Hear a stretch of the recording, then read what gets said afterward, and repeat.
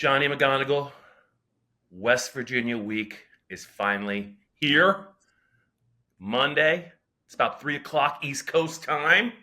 James Franklin had a noon presser to talk about West Virginia, his team, the challenge that awaits them in Morgantown on Saturday.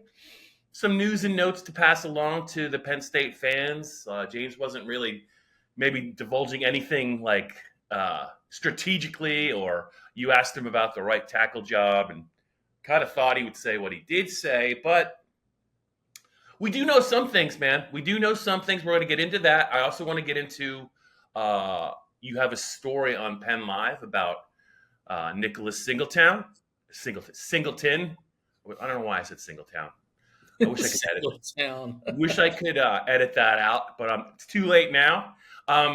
Third-year running back, 1,000-yard back as a true freshman, elite physical tools, no disputing that. And we live in an age where players can transfer. There's NIL money, and the lure of maybe pursuing a different school is always going to be there. But he had some interesting things. His family had some interesting things to say about that topic. We'll get into that. But Johnny, James talked for about 30 minutes.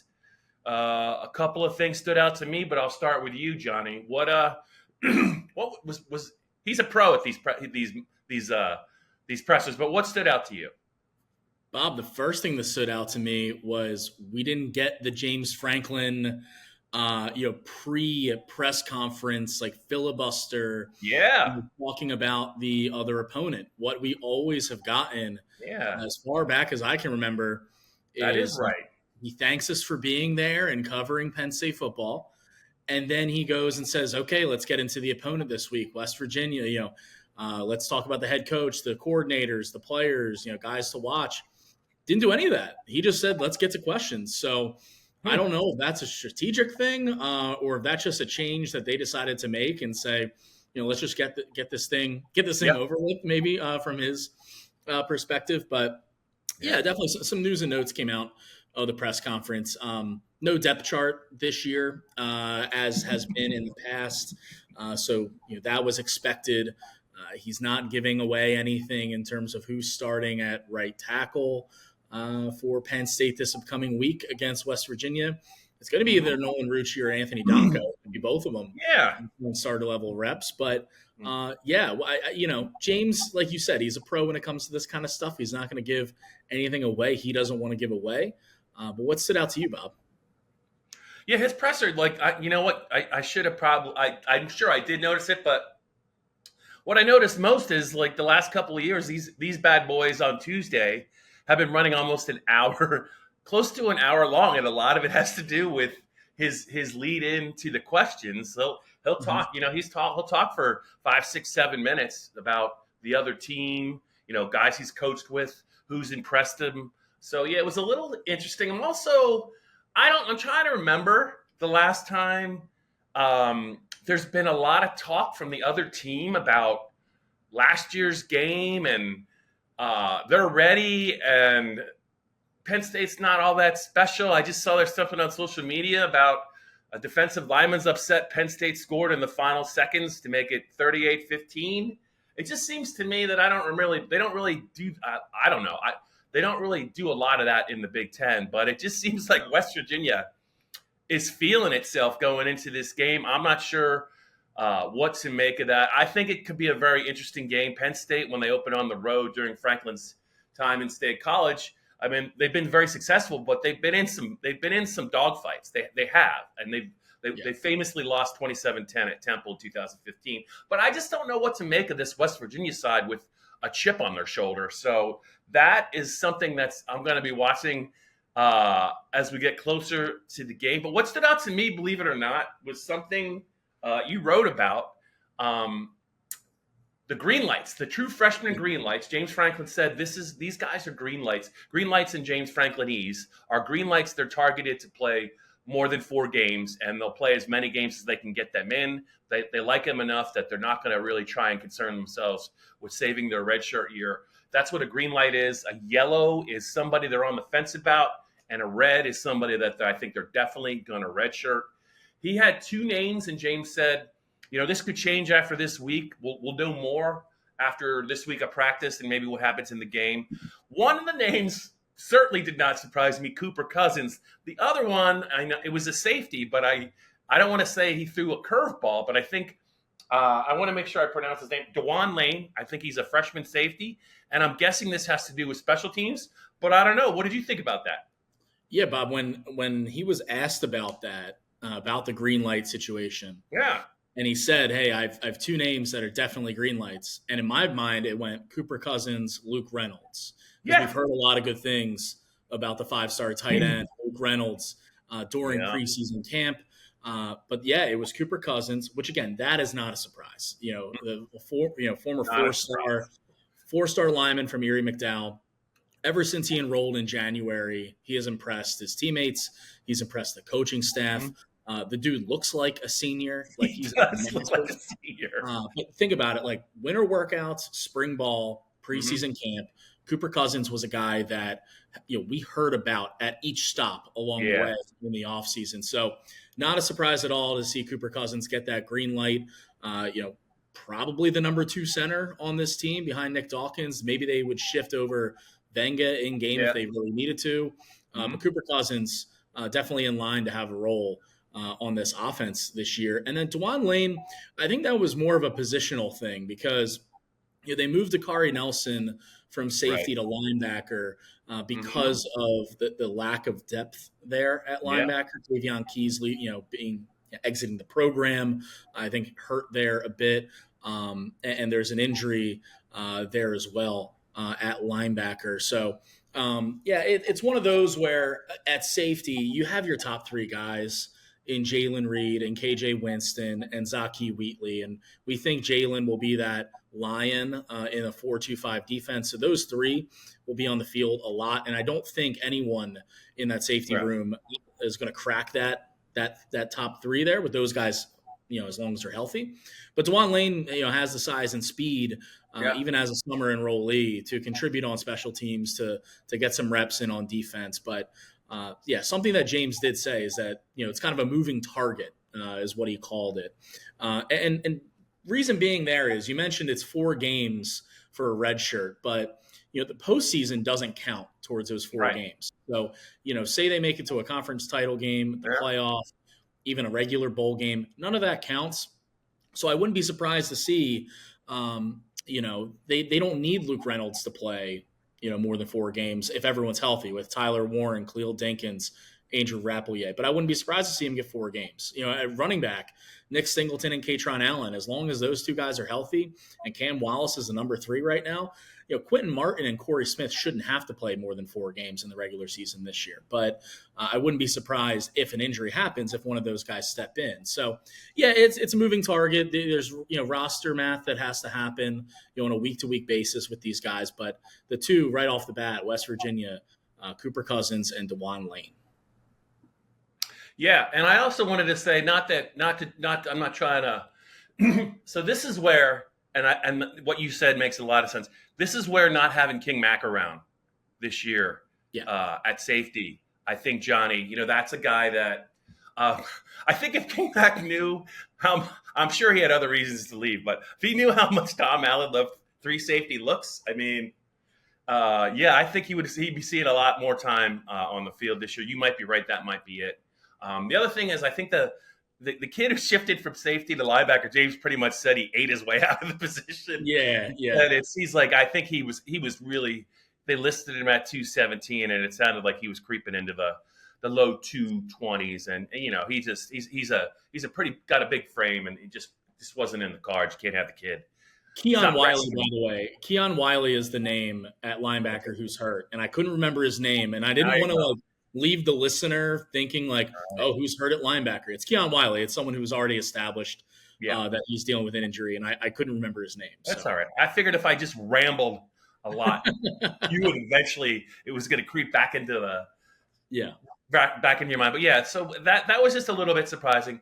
As far as the news and notes, really, I find it so you actually asked him about right tackle, which I think, with the news that Javen Williams is being kind of looked at more inside it might be better suited.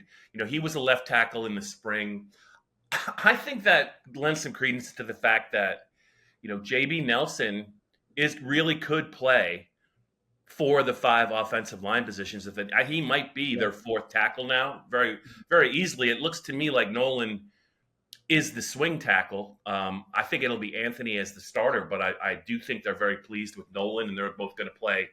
But I don't know if they would. I don't know what they're going to do with Javen, but they do need a 4th tackle, so that's a little bit intriguing, especially if they would get an injury there. And Johnny, I know we talked about it last week. I know that James answers the questions he's asked, and Neil Rudell asked him about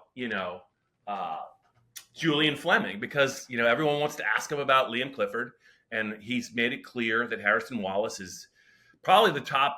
Maybe I think he is whether he's a true number 1, he's their number 1. I think going into the season now that he's healthy.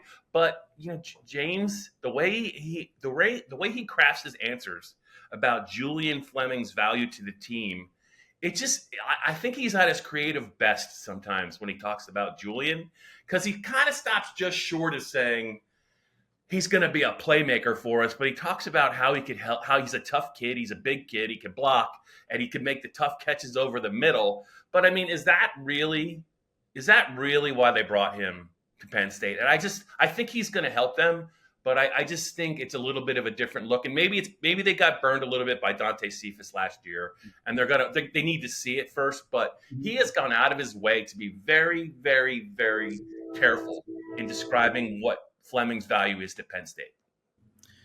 Sorry if anyone just heard a train go by. So I heard it. It was pretty cool. You heard it? You heard it now? Yeah. Okay.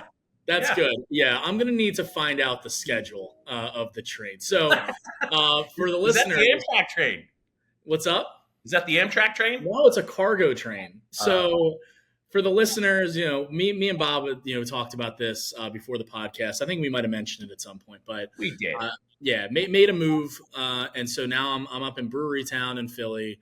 And the one downside, it's a great place, it's a good neighborhood where we're at. The one downside is that there is a train that runs during the day outside my place. So hopefully no more of those interruptions in the podcast moving forward, but we'll see. It's going to keep you on your toes. It will. I'll be on like a 5 a.m. train. No. And once I'm a heavy sleeper, Bob, as you know, from rooming with me and stuff on the road. Yeah. Once my head hits a pillow, I'm out. So that's not a problem. All right. A train during a podcast might be a problem. So, okay. But hey, getting back to Julian Fleming, I agree. It's interesting where he finds himself, in this wide receiver room, in this offense. When he announced that he was coming over and transferring from Ohio State, everyone was understandably excited about it. Former 5-star kid from Pennsylvania coming to Penn State after Penn State lost him in the recruiting process. Like, they were heavy on him, and to get him was a big deal. And I still think that leadership and the intangibles that he brings is big, but I don't know if he's going to be like this number 1 target for this offense necessarily, especially if Harrison Wallace stays healthy. I think they like what Liam Clifford can do out of the slot. And again, don't forget about Tyler Warren, one of the best tight ends in the country. So, yeah, I'm intrigued to see how Julian does in his first game at Penn State this weekend, Bob, in Morgantown. It still doesn't feel real. It doesn't obviously we had Franklin's press conference, and we're going to have, we're going to hear from players and, coaches later this week as we do during the season. But I don't know, does it feel like game week to you yet? You know what I think it is? We still haven't adjusted to the Monday James Franklin. To me, even though he did it late last year, at the very end of last year, I associate Tuesday as the start of game week, and there's no issue with him going at Monday, but you go Sunday and then Monday you can work ahead a little bit, and then you get James on Tuesday. But now it's starting a little bit earlier, so I'm with you. It's going to take a little time, but. Yeah. Hey, if his news conference he's just going to take questions instead of that 8 to 10 minutes, loving up the opponent, even if it's like a FCS school. I mean, that's 10 minutes, Johnny, we can have extra to do whatever we want during the week, whether it's you sleep, me. I don't know what I might do. blows my mind what I could do with an extra 10 minutes. But yeah, it feels a little bit different. And I do think he was, I don't know.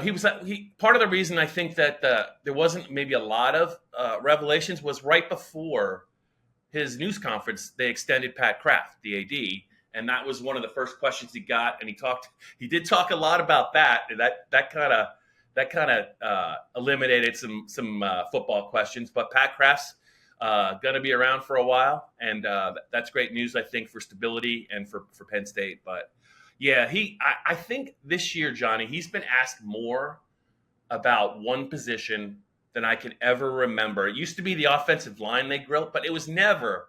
It's just I think every press conference he's had this offseason, he's had to answer 3 or 4 questions about the wideouts. And I just don't know what to make of it, because usually he doesn't blow smoke, and he's not really saying that they made a huge leap. But I kind of feel like they really needed to make a huge leap. But who knows? Maybe Drew steps it up, and maybe Andy Kotelnicki is the creative guy that he's built to be. Yeah, I mean, James was asked which aspect of the offense do you feel improved the most over the offseason? And he mentioned at running back and at tight end, they kind of knew what they had there and were confident with what they had there already. And he mentioned the other 3: offensive line, wide receiver, and quarterback as the 3 areas that they improved the most on the offense over the course of the offseason. And he mentioned with the offensive line, because of the guys that they lost, Olu and Caden at tackle, and then Hunter Rosat at center. I think they wanted to see some natural growth and maturity and progression and evolution from Drew Aller and Bo Prabula and the quarterbacks. But wide receiver has long been the question mark around this team. We've talked about it. Plenty others have talked about it. Fans have talked about it. And I think at this point, Bob, it's just like we got to just wait and see what they do. We've got a few days before the opener here to really see what this group is about. And obviously they can improve as the season goes on and shouldn't rush to judgment right away. Yeah. But I think we will get a pretty good picture of what this wide receiver room is going to look like this Saturday in Morgantown. Yeah, Johnny. And the other thing that probably shouldn't be overlooked is, the last 2 games of 2023. Now, one was against Michigan State, so, take that with a grain of salt. But in the bowl game, once they got rid of Mike Yursich and they kind of had Ty, Hal, and Jaywan kind of coordinate the offense, you saw them make a conscious effort to get Nick Singleton, see what I'm doing here? Yeah, Nicholas Singleton more involved as a receiver, and he made a couple of big plays. I think he caught the touchdown pass from Bo Prabula in the bowl game. I think he had a 50-yard catch and run. It wasn't much of it was just a quick out, a flat pass that he turned into a 50-yard pass. But that's another, I think, component of the passing game that I think that they need to be more well-rounded in the passing game. They got to get their backs involved. And Katron has shown he can handle himself as a receiver, especially his true freshman year. And if Nick can build upon what he did last year, I mean, it'll take more pressure. It'll take some of the pressure off the wideouts. Yeah, definitely. And there's excitement there from Nick around this new offense. There's excitement, within his family that he's going to be able to, take advantage of what Kotelnicki is going to give him in terms of opportunities for explosive plays. So I was able to talk to Nick's dad, Tim. We talked last week for a long time. It was a great interview. We talked about, Nick's struggles at times last year. There was a dip in production for Singleton after breaking out as a true freshman. Some really good stuff there that I covered in the story as well. But, the thing that I took away from the conversation, the biggest thing was other teams trying to get Nick to basically flip on Penn State. And this happened, it kind of originated me even asking Nick's dad about this was last offseason, last June, Jaywan Sider, the running backs coach, said that, I guess it was last October. He was talking about after the 2022 season, teams were reaching out to Nick and Katron, trying to pit them against each other and convince them to enter the portal and come to their school for a significant amount of money, NIL money. Yeah. And the same thing happened this offseason. And so I asked Nick's dad about this, and he said there was a Zoom call that we had. It was Nick's dad, and then they have, Nick has agents. All these guys have agents now. And basically, one way or the other, these schools got in touch with Nick's agents and said, hey, you can come to school X for, an X amount. And Nick's dad just said right off the bat, like that was never going to happen. Nick isn't that kind of guy. That's not us, really, like we would leave for money and that's it. Like he's comfortable at Penn State. He's loyal to Jaywan Sider. He's loyal to James Franklin. And there's real optimism and hope that this year he's going to get back to that 2022 form and be one of the most explosive and dangerous running backs in college football. But the level of insight that Nick's dad gave me, it was pretty eye-opening, pretty illuminating for a parent to speak that openly about something like that. And I just think they're really comfortable and really like the situation at Penn State. Yeah, I mean, third year. I mean, if he can have a year like he did, excuse me, as a true freshman, you can talk all you want about where running backs fit in the NFL picture, but if he has another year like he did as a freshman, I would imagine there's no reason for him or Katron to stay for a fourth season at Penn State. So it'll be a little interesting watching that dynamic kind of unfold, because Penn State kind of feels good about some of the younger running backs on their team, but you can tell they're not really they're not Katron and Nick when they were, either in their first or second year. And that's a pretty considerable drop off. So that'll be, I think, something that as the season unfolds, and if these guys get off to a good start, Katron and Nick, I think it'll bring some questions about what the offense might look like in 2025. But we're not there yet, Johnny. We're still talking about Penn State, West Virginia. Johnny, the line's moving. It is moving. It's about 8.5 as we record this. I think it was 10. It might have been even higher a couple months ago, but I don't think it's that surprising. I wouldn't read too much into it. 10 points for a road team to lay. It's a lot of points. Yeah. Morgantown can be a little hostile. You've been to some games at Morgantown when you covered those nefarious Pittsburgh Panthers. So it could be a little bit of a tricky situation. West Virginia is not without talent, especially on the offensive side of the ball. I think they got some running backs, and that quarterback's pretty good too.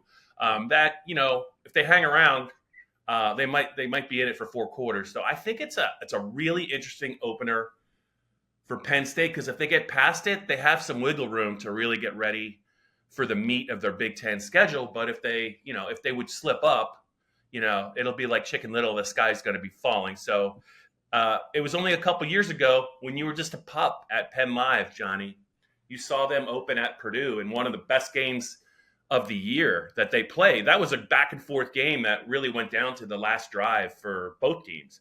And I'm not going to compare Purdue and West Virginia, but I think it's a little bit of a tougher environment to win to win at West Virginia. I think it could be a comparable game. I'm not sure, but the wild card is going to be this Penn State defense and how good they really are.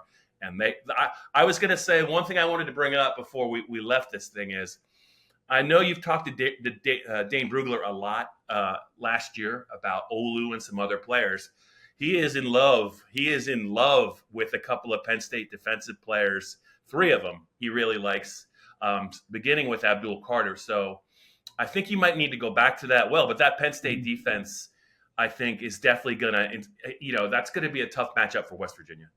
Yeah, I actually have on my to-do list, Bob, of this week is to reach out to Dane. So hopefully can get his further perspective on what he thinks. Dane Brugler, one of the best NFL draft experts out there, and yeah, he's really high on Abdul. He's high on a lot of these guys on this Penn State defense. I think they're going to be a massive factor, not only for this season overall, but specifically in setting the tone this weekend at West Virginia. I've never covered a football game down there, Bob. It's only been a couple of basketball games. So I am very excited, to get a sense of it. It's a new stadium for me. So, different atmosphere in college football, and we're expecting a revved up, intense, very loud and energetic crowd down there. I mean, this is their home game of the year. And I think going back to what you were talking about earlier, Bob, with, some of the talk that's come out of Morgantown from some of these players, I think they're treating this like, even the players are treating this like, maybe possibly their biggest game of the year. I know they play Pitt as well, and that's obviously a huge rivalry. But to have a top 10 team, come to your place and open the season, and everyone's already revved up for the opener as is, regardless of who it is. So I'm expecting a really good game down there, and 8 seems like a fair number. When I think it opened back in like June or so at 12.5, and I was like, that seems a little high. Yeah. Ultimately, I still think Penn State probably gets the job done. We haven't save it for later. Save it in the preview pod. We're saving it for the preview pod. But yeah, it should be a hell of a game. I'm looking forward to it. Yeah, West Virginia is certainly talking it, man. They're talking the talk, and I do think there's some talented players on that team. They actually the match. I mean, again, one of the matchups I can't wait to see is Brugler knows that the West Virginia left tackle is good, right? Now I don't know. I mean, I would imagine he's gonna see plenty, depending on how they align, but he's gonna see 2 of the better defensive ends in the Big Ten and in the country. But he didn't allow a sack last year. I know he's a good player. I saw some video of him. That's a matchup I want to watch. I just wanted to say before we go, 2 second-year players on Penn State I am really excited to see. One, what I'm going to say is obviously Tony Rojas. I really am excited to see him. But also, I'm excited to see Anthony Donko because that was a pretty nice look in the bowl game. That second half, he is a big guy. I know Phil Troutline likes him. And, I think maybe you and I both, we figured by the time, we got to the 2024 season, we'd probably be talking more about Javen Williams or maybe even Alex Birchmeyer than Anthony Donko. But, that they're just rankings, man. Eventually you got to show up here and you got to show the coaching staff that you can handle yourself. This is a guy that can handle himself. And I think they really, really like him. I think they might like Rucci too, but this is a hard guy to probably climb over on the depth chart if he's healthy. Those 2 guys I'm really excited to see. I'm sure you got some guys on your list as well. But as far as season opening games go during the James Franklin era, which is the 11th year, there aren't many that are more interesting, I think, than this one. Definitely. I mean, it wasn't that long ago, Bob, that we saw a young offensive tackle, utilize a bowl game performance as a springboard. Remember Olu in that Outback Bowl, and I'm not saying that Anthony Donko is Olu, but I think when you're a young player and you get an opportunity like that and you play well, it can certainly be a springboard into the following season. So, if Anthony Donko is starting at right tackle, because that's going to be, during those pregame warmups on Saturday, what I know both of us will be looking forward to seeing who's working at right tackle with the first team offense. Is it Anthony Donko or Nolan Rucci? But I think they like both options. If it's Donko, I mean, the kid has a bright future. So I'm really intrigued to see how this offensive line, not only holds up, but communicates, and really the whole offense, because one thing that we can't overlook, and I know it's something that we'll get into more in the preview podcast later this week, but Penn State has three new coordinators here, and this is their first game. You got Kotelnicki, Tom Allen on the defense, and then Lustig with special teams. So just something to keep in mind as we barrel towards the season opener, Bob. You know it, Johnny. All right, well, we'll wrap this up here on the Blue White Breakdown. We're going to be back with maybe some special guests this week on some podcasts. We have some lined up. Let's see if we can do it. But you're going to hear from Max Ralph, myself, Johnny. We got a couple more podcasts to do.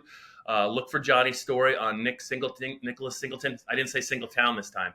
On PennLive. We got some other stuff coming down the pipe as well. Johnny and I will be on the road to Morgantown around lunchtime on Friday, so that'll be fun. But yeah, good talking with you. It's weird talking with you on a Monday, but that's life with the 2024 Penn State football team and James Franklin specifically. He's ready to go. Johnny, if he's going to be ready to go at noon on Mondays, we got to be ready to go on noon on Mondays.